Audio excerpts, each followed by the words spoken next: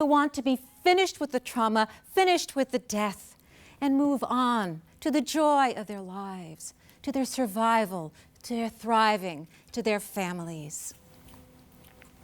But there's something in us. There's something in us that yearns for the truth. And the next generation is profoundly affected when they can't talk about what happened. I met the son of Holocaust survivors in a Holocaust exhibit. And he was drawn to me. And to me, he was the embodiment of these truths that need to be told, that need to be heard, that need to be said again and again. Poetry tells the truth. Poetry tells the truth. This poem is built almost entirely of words he said.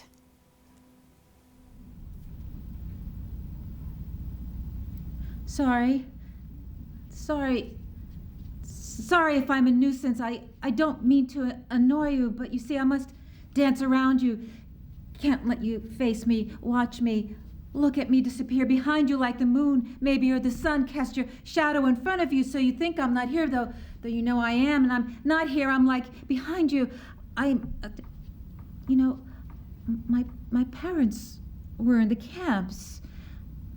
They met here. They weren't killed, obviously, but my parents were in Buchenwald. My grandmother and my father said he was there for 6 weeks, and then they killed his mother, and my mother, well, do you like music? Sorry that a country that produced Brahms, Beethoven, Bach, Haydn, you know, Austria and Germany, where one could produce someone like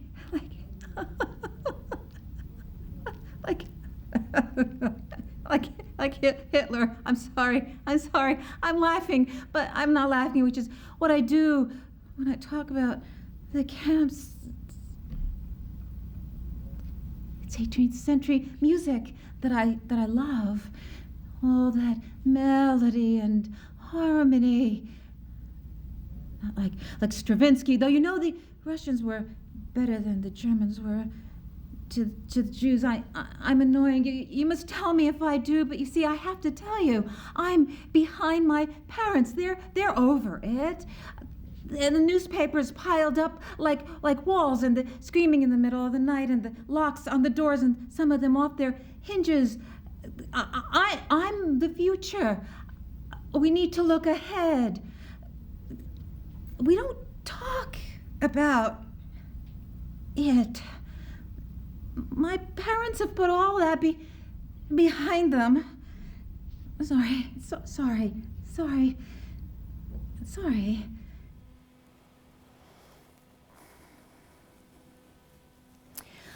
How do we turn to look back at these fires and not turn, like Lot's wife, into a pillar of salt?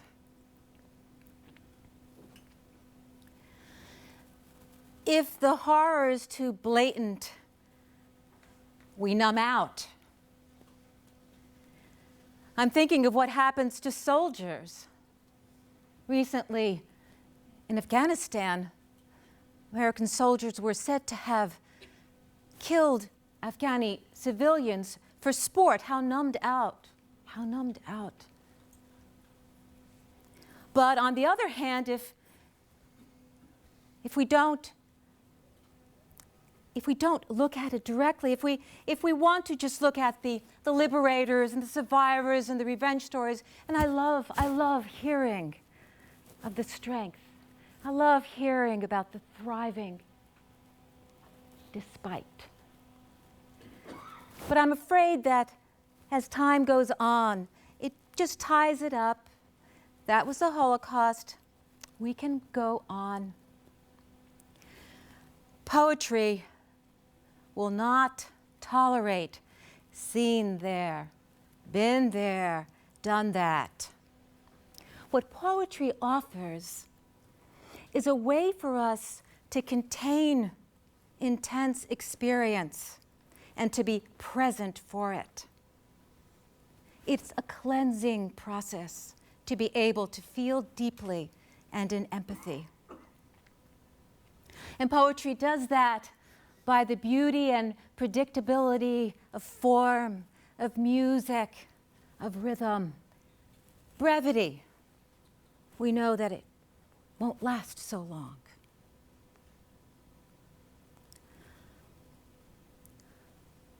The victims who did not return have their story as well. To not give them voice is to abandon them in their horrible, horrible last moments. Poetry speaks the unspeakable. In the next 3 poems, we will abide with 3 women who, even in the end, had their humanity, their courage, their right to our love.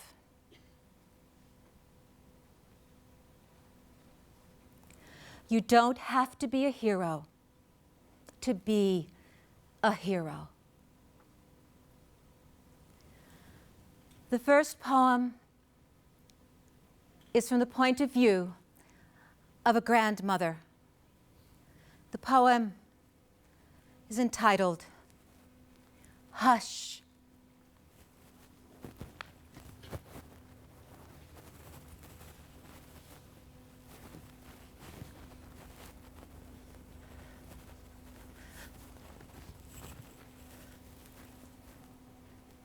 Hush, shh. Hush. Under the bakery, in the basement, behind the ovens, is the hole dug for 3 to hide. Hush, hush.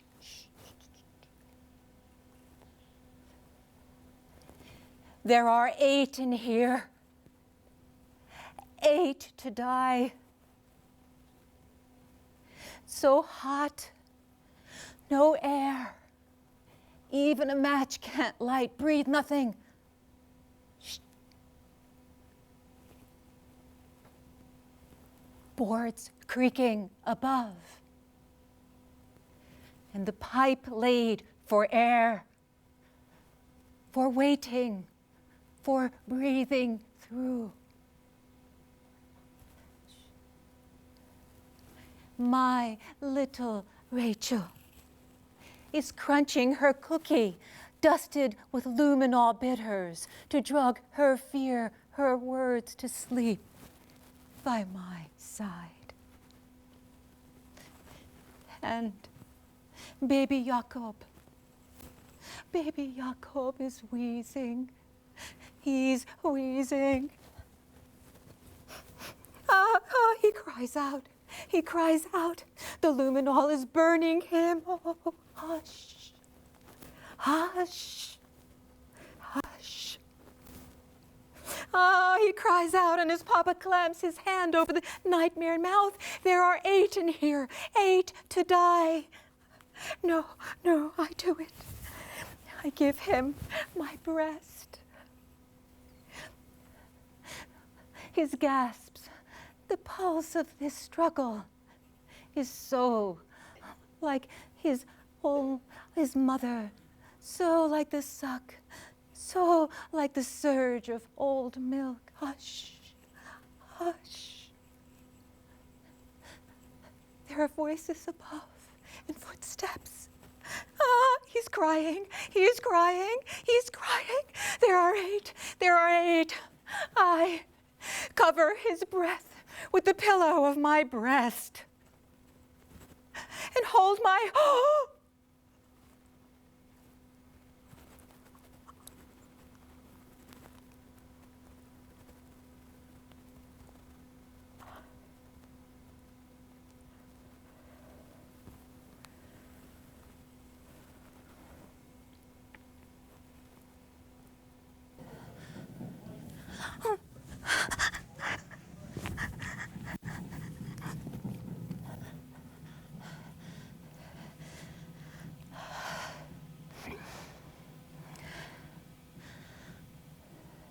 In the cattle car.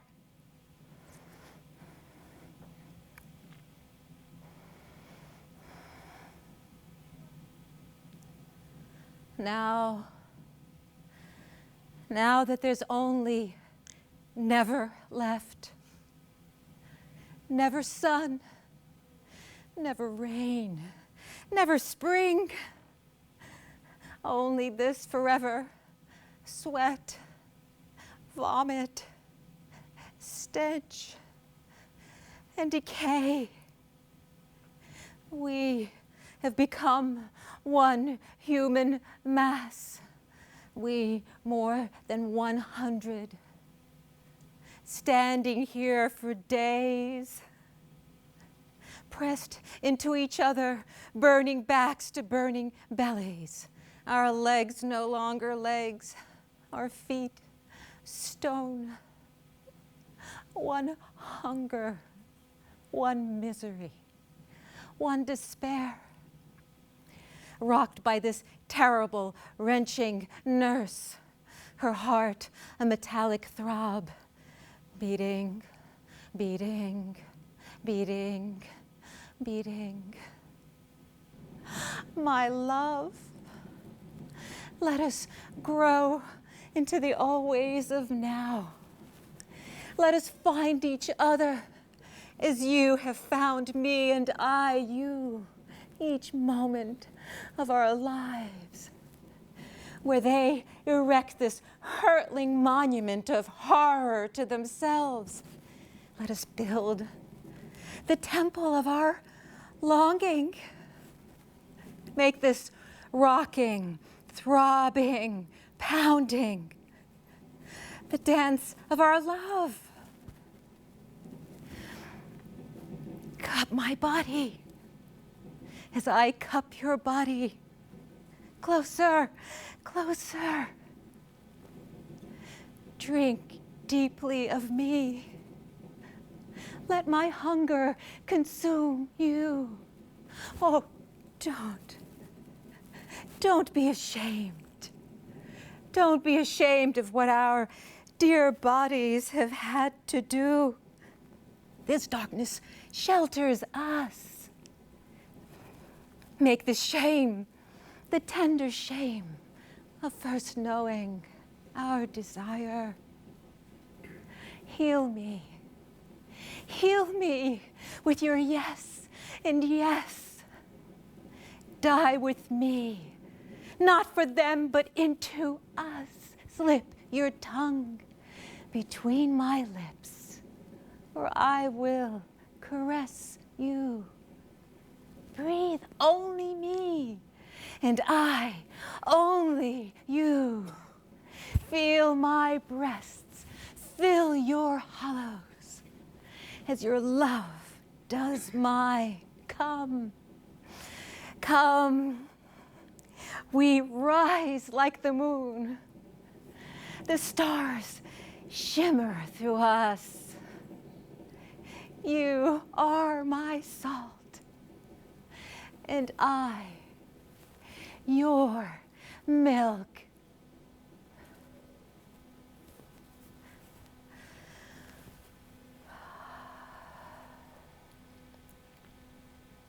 If they threw me to the ground and jerked a dog's collar around my neck and yanked me up onto all fours, they tore off my skirt, ripped away my linens, and they brought out their dog.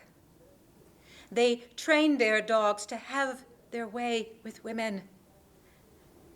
The dog had his way with me, and they laughed, and they kicked, and shot me. If I had been a dog,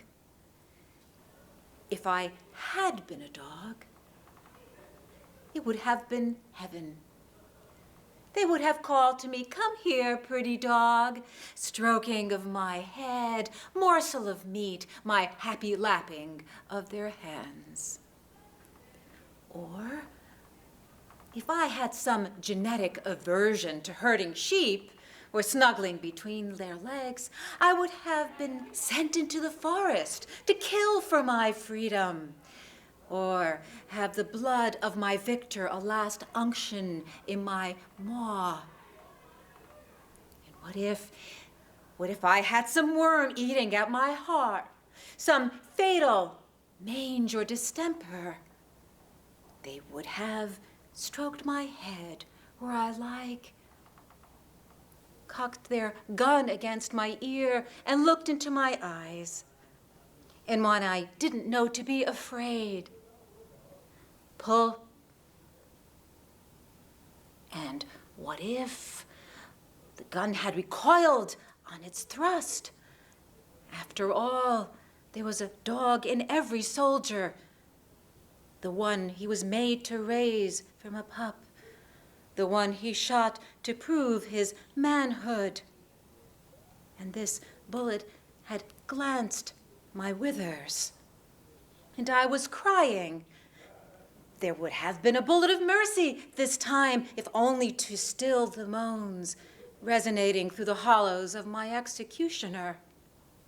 There would have been that, and not this. I'm crying.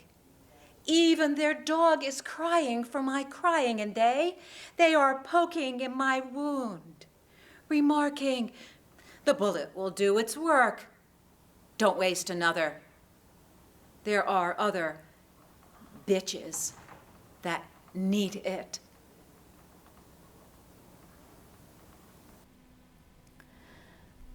Tyrants, because of biochemistry or social trauma to themselves, have lost the capacity for human feeling. Therefore, their lives are meaningless, and therefore, they need victims to punish for that. And so, they enslave others. They turn them into machines and into numbers. In time, this inspires heroes, courage, liberation. And so we would think, here are the camps, here are the liberators, American coming in, young woman, they fall in love, music comes up, and everything is okay, and of course it's not that way. Listening to the moments of liberation that the survivors report, sometimes they go numb. They are feeling nothing. One survivor talked about going deaf, even though she wasn't deaf. Poetry provides us forms. The Villanelle form in English usually embodies loss. This next poem is from the point of view of a young Hungarian woman speaking to her American liberator. The poem is called Coming Out. Amerikai katona, most, coming out. Free me of wars, make my debut, oh, Mr. Handsome G.I. Joe. A fleece and a blanket won't do. Sift flour from Mama's ashes. Melt glue from Papa's bones. Need of them though to rise for my debut. Am I marble, pale and girlish, thin enough for you?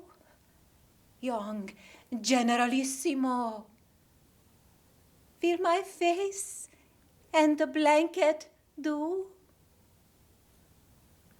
My spent seed stare from the dew. Oblige me, novum, novum, and my flow, 3 or 4 to make my debut. 3 years I wait for this rendezvous, my savior, my private, my American beau. You face scratchy, you blanket too. Beautiful women wait at home for you. Nothing to ask for, nothing to owe. Free of wars make their debut. Draw your blanket over my face. Oh, dead, dead, white and blue.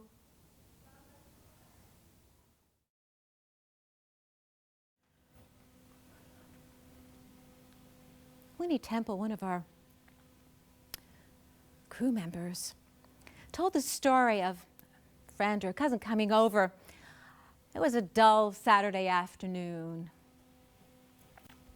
And the cousin says, friend says, why don't we watch the military channel? They're doing Nazis today.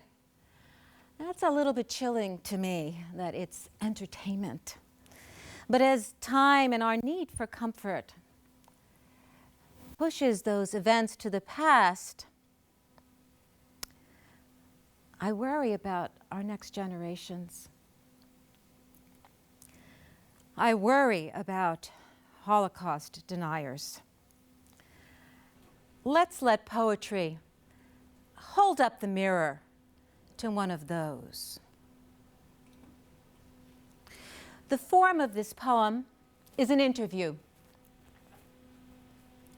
And the interviewer has just asked our neo-Nazi, but what do you make of the pictures? The poem is called Good. Good.